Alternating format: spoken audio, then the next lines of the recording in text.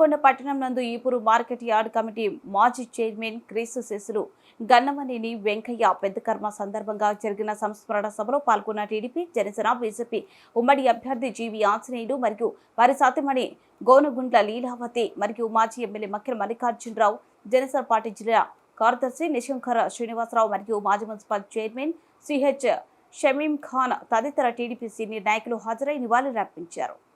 కూడా పేరు పేరు హృదయపూర్వక నమస్కారాలు.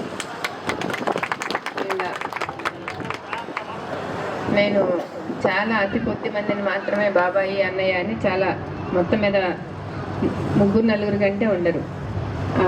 అలాంటి వాళ్ళల్లో బాబాయి మొట్టమొదటి వ్యక్తి.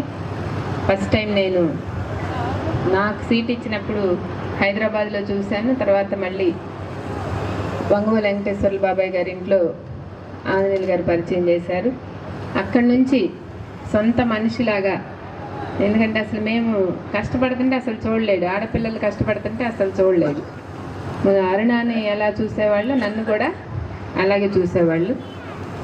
ఎక్కడికి వెళ్ళినా మన ఈపూరు మండలంలో ప్రతి ఎలక్షన్కి, ఒక ఫంక్షన్లకు వచ్చినా రాకపోయినా ఎలక్షన్ అప్పుడు మాత్రం ప్రతి ఈపూరు మండలం ఏదైతే ఉందో ఆ మండలం ఎక్కడికి వెళ్ళినా కూడా మా వెనకనే ఉండేవాడు బాబాయ్. మేము కష్టపడితే చూడలేకపోయేవాడు.